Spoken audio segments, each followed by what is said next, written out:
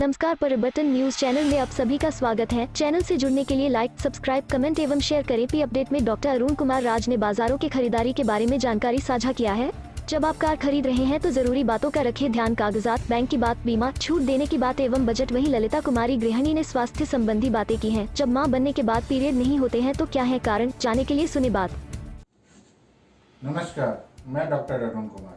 नई कार खरीदने की है योजना तो इन बातों का रखें ध्यान, होगा फायदा। त्योहारी सीजन कार खरीदने के लिए सबसे अच्छा समय है, क्योंकि इस दौरान कार डीलर ग्राहकों को आकर्षित करने के लिए कई ऑफर पेश करते हैं। एक ओर जहां कुछ कंपनियां कार लोन के लिए प्रोसेसिंग फी माफ कर रही है, वहीं दूसरी ओर कुछ ग्राहकों को ब्याज दर में कटौती का लाभ दे रही है। कोरोना वायरस महामारी के चलते ऑटोमोबाइल कंपनियां ने वाहनों की बिक्री के लिए ऑनलाइन प्लेटफॉर्म लॉन्च कर दिए हैं। घर बैठे ऑनलाइन गाड़ी खरीदने के लिए और ग्राहकों को आकर्षित करने के लिए ऑटो निर्माता तगड़ा डिस्काउंट भी दे रहे हैं। इसलिए अगर आप इन दिनों नई कार खरीदने की योजना बना रहे हैं तो यह काफी अच्छा समय हो सकता है, लेकिन इस बीच आपको सावधान रहना चाहिए और कार खरीदने से पहले निम्नलिखित बातों को खास ध्यान रखना चाहिए। अलग अलग बीमा कंपनियों की तुलना। वाहन की बीमा कराने से पहले आपको अलग अलग बीमा कंपनियों की तुलना कर लेनी चाहिए। इसके लिए ऑनलाइन तरीका अपनाएंगे तो यह और भी आसान हो जाएगा।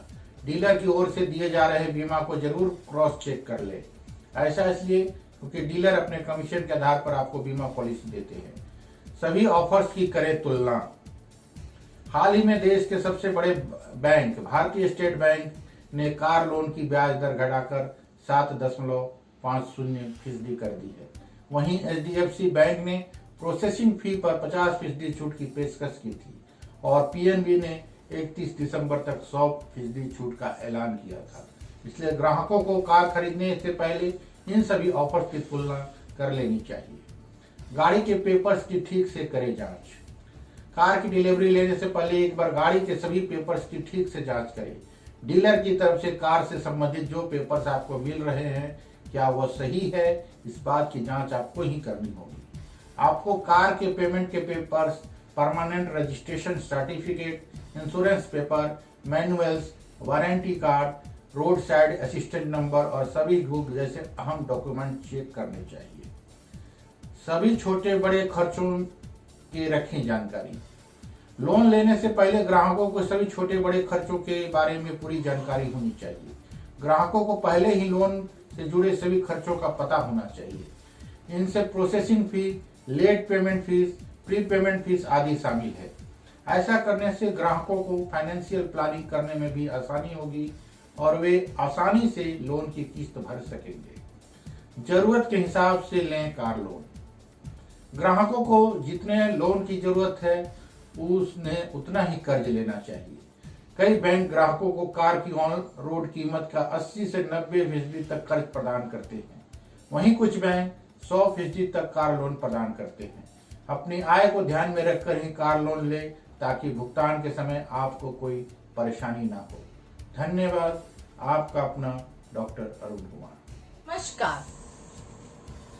गर्भावस्था के बाद नहीं हो रहे हैं नियमित पीरियड तो हो सकते हैं ये कारण जिम्मेदार। डिलीवरी के बाद भी कई महीनों तक महिलाओं में नियमित पीरियड नहीं आता है, लेकिन बच्चे के जन्म के 1 से 6 महीने के बाद यह नियमित हो जाता है। हालांकि कई बार देखा गया है कि महिलाओं में डिलीवरी के कुछ महीने बाद पीरियड नियमित हो जाते हैं, लेकिन फिर 1-2 महीने बाद अनियमित होने लगता है। ऐसे में अधिकांश महिलाओं को फिर से प्रेगनेंसी की आशंका हो जाती है।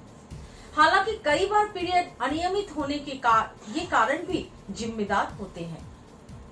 अगर डिलीवरी के बाद भी पीरियड सामान्य नहीं हो रहे हैं तो अपनी डॉक्टर से जरूर मिल लें, क्योंकि सामान्यतः बच्चे के जन्म के बाद पीरियड शुरू हो जाते हैं।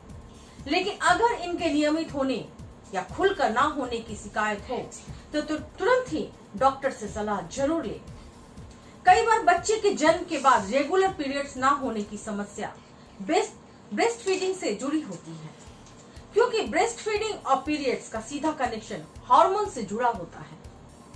बच्चा जिस मात्रा में फीडिंग कर रहा होता है, इसका असर पीरियड्स पर पड़ता है।